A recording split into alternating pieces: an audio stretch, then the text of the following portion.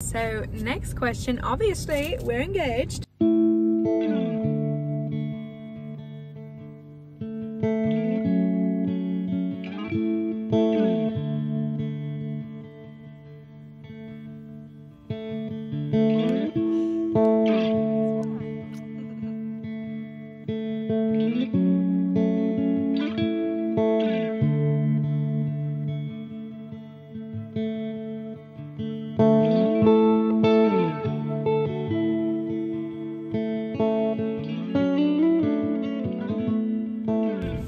First we need to have like need to do like this for like a thumbnail, you know? Perfect.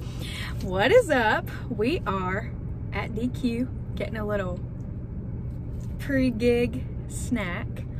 I have one at 8 o'clock, so it's like almost 6. We thought this would be the perfect time and opportunity just to talk about our engagement and just how everything happened. Oh yeah, we're engaged. Yeah. The question is really, what do I not do? It's true. My name's Daniel. People call me Daniel.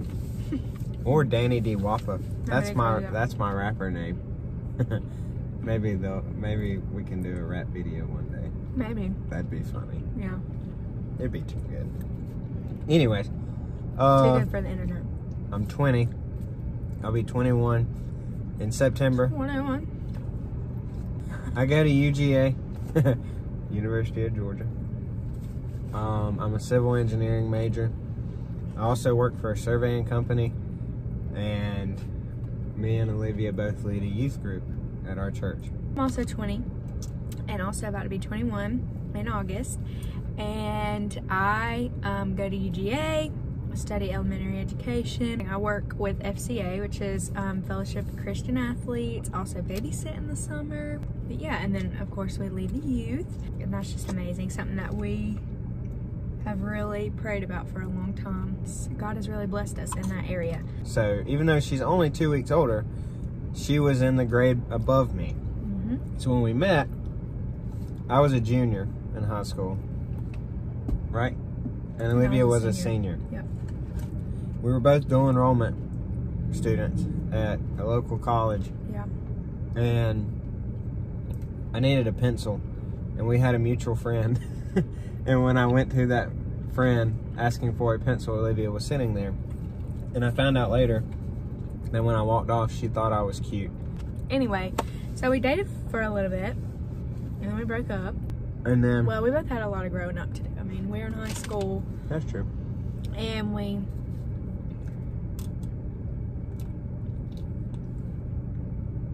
I don't know if I want to say it.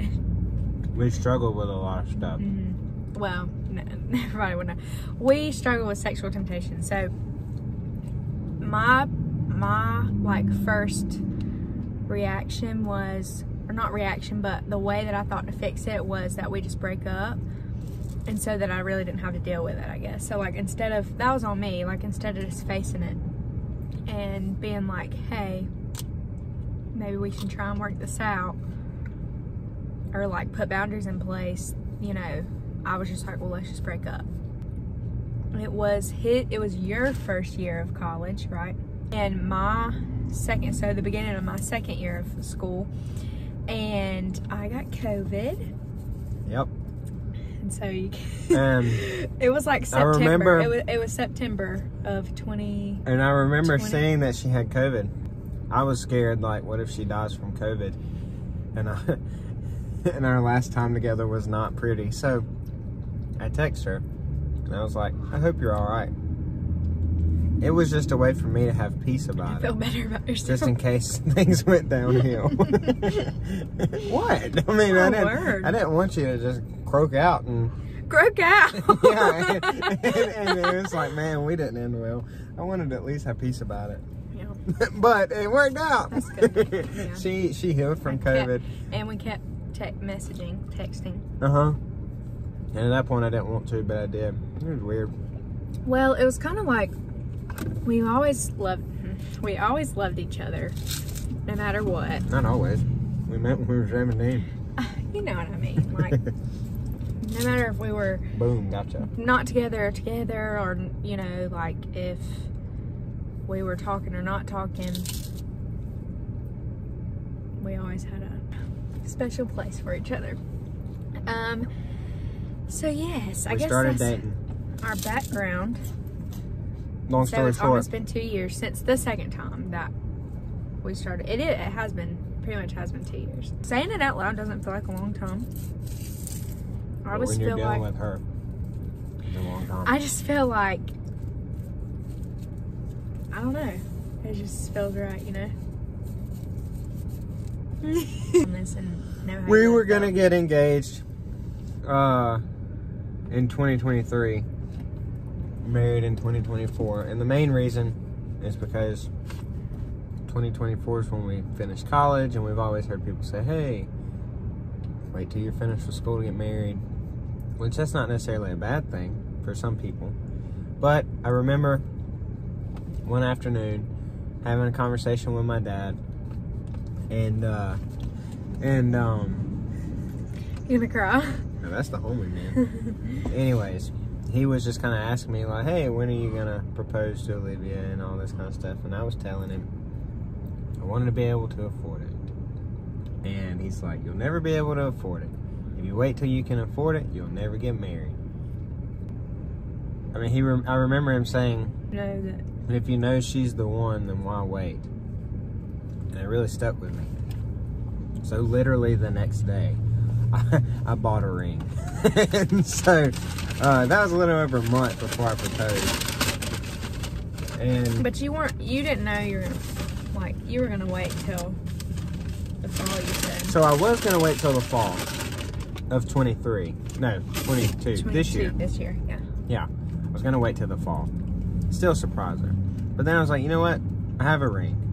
And if it's true that you'll never be able to afford it, then why not go ahead and propose now? So we had my family vacation coming up, and I was like, that'd be a great time to just go ahead and do it. So I kept it hidden for a little over a month. So I got like a double whammy this week. So, or not this week, but the week of our vacation. Because we went to vacation. I didn't tell a ton of people because, you know, if a ton of people know, Olivia would know. Olivia was in a very bad mood in the beginning of the week. And I'd already planned to do it at the beginning of the week, so I didn't have to keep it a secret any longer. Terrible mood. So hard to deal with. And so my stage was, we were going to take pictures. My aunt really loves to take pictures, so I was like, perfect. I can get her to plan the family to take pictures on the beach.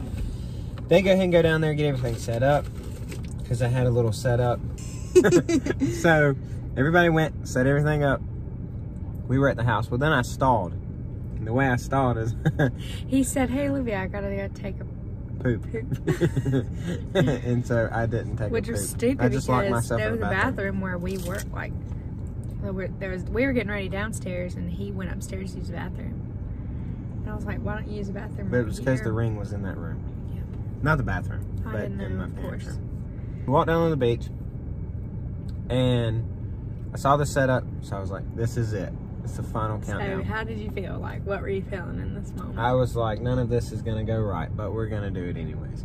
Well, we walked over there, and Olivia thought I was joking. Well, because we've been in public before, and you have gotten down on your knee. Yeah, that's true. It'll get you free meals. But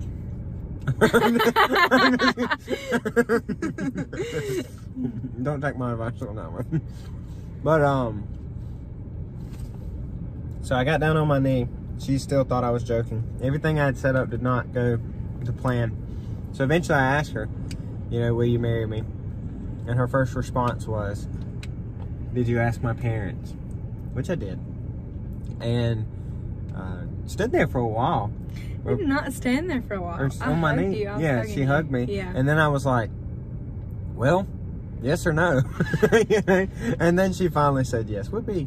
And so we really? That's your whoopee. So anyways, we were engaged. And even though I knew about it for over a month that I was going to do it, it really didn't feel real that whole week. But my favorite part about it was that after we got ice cream. yeah, so that was a was great one part. thing. But I'm saying, like, right after we stayed on the beach and everybody else went up to the house, and because I kind of blacked out when it was happening. She didn't pass out. No, She like, I just didn't realize, like, I was listening, but I don't know. So he, like, repeated everything that he had said while he was down on his knee. You know, had to be really sweet. You might not be able to tell, but Daniel really does have a soft side instead of all jokes all the time. So that was just really a sweet moment for us, just to like take it in. Obviously we still didn't know what the heck was going on. I mean, we did, but, and I really like that we had that week before, like, coming back to reality, that we could just kind of talk about stuff without, not that I don't want to hear everybody's opinions, because I've never been married before, I've never planned a wedding before, I've never done any of that, and so I love hearing what people have to say about it. But I really enjoyed just that time of us talking about what we like and the things that we want to do before everybody else, you know, had stuff to say. Yep, we got back that Saturday, and then I hit it out of the park again because she was talking about wanting to plan an engagement party and all this kind of stuff, and little did she know I'd already had one planned out with some ladies at the church who did a fantabulous job. Like, Do you have pictures of that too? Yeah, I'll put that in here too. I still, like, just the amount of support that we have in so many different directions, and that's kind of what has kept me from not being so stressed, and I pray that I don't get stressed throughout this whole time of being engaged.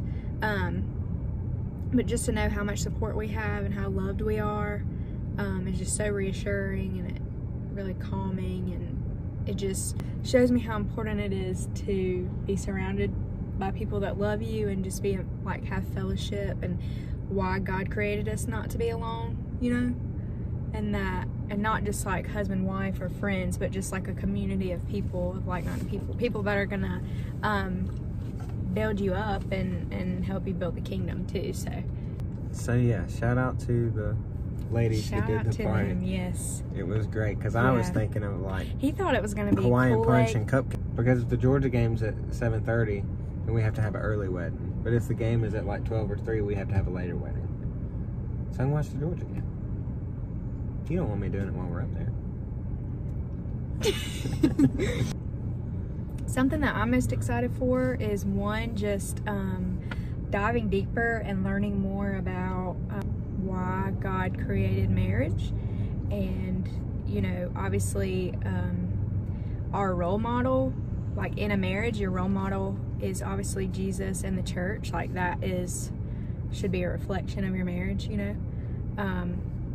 And so I just want to learn better, and obviously it's something to pray about and be reading more, and, you know, just praying to be filled with wisdom too, but, like, learning how to love and respect in the way that Jesus did, you know, and just learning how to, like, what a godly wife is. I think one of the most interesting things is just how God created men and women so differently, and, like, why he created us differently. He, you know, love and respect and pray for my husband. Like, I'm excited to be, like, your prayer warrior, so I'm just really excited to be your wife. What? I don't know, what are you excited about? You laugh with an open mouth. I think it's so funny. Piggybacking. Also, pigging off what she said. She was saying I'm trying to be serious. Y'all see here? Y'all see which one is actually the problem? Anyways, but piggybacking off of what she said there at the end about having to step up to be a prayer warrior, you know, one thing that I'm excited about, one thing I've also realized in this season of engagement that started, you have to become more responsible, and you have to learn in certain areas. And what I mean by that is, it requires you now, myself, is like, hey, she's going to be your wife in a little over a year. You're going to have to provide for her. You're going to have to make sure that she has a house, that she's got nourishment, that she's taken care of, that she's loved emotionally, like all of these different things. And you've got to learn how to do that. And that's something that, I mean, obviously I'm not perfect, but I've had to become more wise financially and budgeting. So I'm excited, and something I've already started learning is becoming more responsible financially, but also, you know, actually being a godly husband. Because if you're to love your wife as Christ loves the church, that's a very heavy, significant thing. Task. Yeah, I mean, I'm losing my words, but it's a very big deal.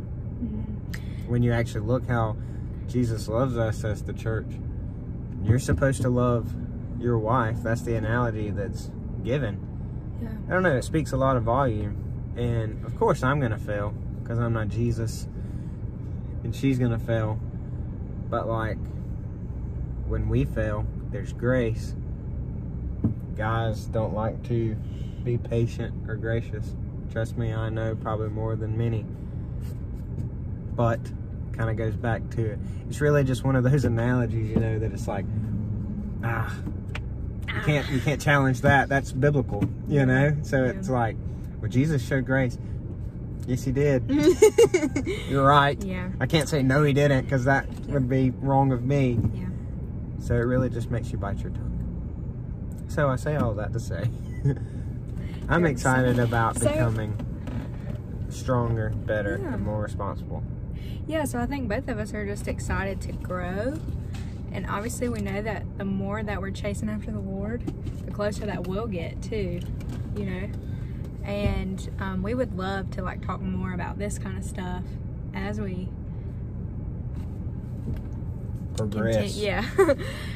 Lose days. So yeah, maybe we should make a few updates throughout and just how we're doing. But yeah, we're really excited. I mean, you know, if I'm honest, which I know I was the one that proposed, but I am still in school. Olivia's still in school. We're both working part-time jobs, but we also have a lot of classes. And an engineering degree is not easy. Well, it's not easy either. Elementary education is not easy either, I guess. It's just different work. You're doing math all day, and I'm both require a lot of work towards. And that work always cuts into work time. And so... And time with each other, too. So right now, it's the summer. It's not as bad. But when the fall starts in the spring, I'm a little nervous of how we're financially going to be able to take care of it. But the Lord provides. Yeah. That's what Scripture says. Yeah. So you just got to trust that. Yeah, of course. And that's kind of another thing. Like, I have really been learning to give everything to God.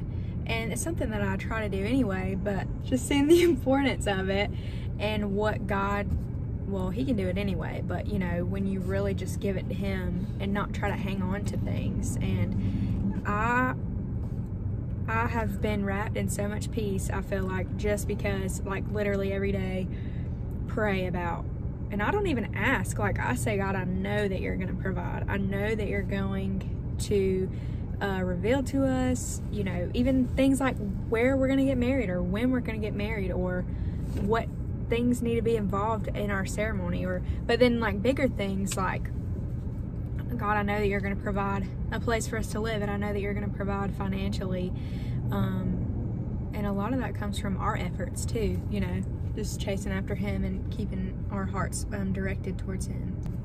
He does. I guess I need to clarify with what I just said, because I said you just have to trust it, or trust him to provide. It is true. And I know a lot of times it's easy just to say those things, you know. As Christians, it's like, just do this, just do that. But with application, like, I have seen it. Yeah. Not just with me, but especially with Olivia, you know. So, it was a financial situation. So, I mean, faith is not passive. So the number one thing that I'm worried about is just like sexual temptation. Like, will it get worse when we're engaged? Like, we've obviously already struggled with that. The enemy always is looking for a place to attack, of course. And so it has been difficult, and I fear that it's going to be even more difficult, and I never want to fall into the mindset of, oh, well, we're going to be married, so it doesn't, you know, like we're locked in now, so it doesn't really matter. We can just go ahead and do these things or do that, you know, whatever. And I never want to fall into that, because obviously God designed sex for, you know, to be within marriage, and there's reasons for that. And that's another thing I would love to talk about too in another video, because it's something that I'm really passionate about, that I don't feel like the church, at least towards women in general, it's not really explained. You know, we're always told, like, don't have sex. It's never like, why did God create it for, or to be within marriage? So anyway, that's the main thing that I'm nervous about. But again, a lot of prayer will be going into that, and we obviously know the importance of waiting. It will be very, very difficult. Again, another thing that's not really talked about a lot, I feel like, you know, how difficult it actually is. So I think that's it. Anything else you got to say? No, I'm good. That ice cream was good. Yeah, it was good. I didn't even finish that. I think the small is too big for me. I just need to just keep getting the minis. Okay, well, thank y'all for watching. Hopefully you stuck around the whole time. Smile for real. I am. Hopefully you stuck around the whole time, but really I don't know, I'm excited to watch this like in a year or so and just see how much we've changed. How much that we've changed or will change, or what the Lord will be doing, and maybe how our things of excitement will be different, or our worries will be different. But either way, God will take care of all those things. So yeah. Okay, bye.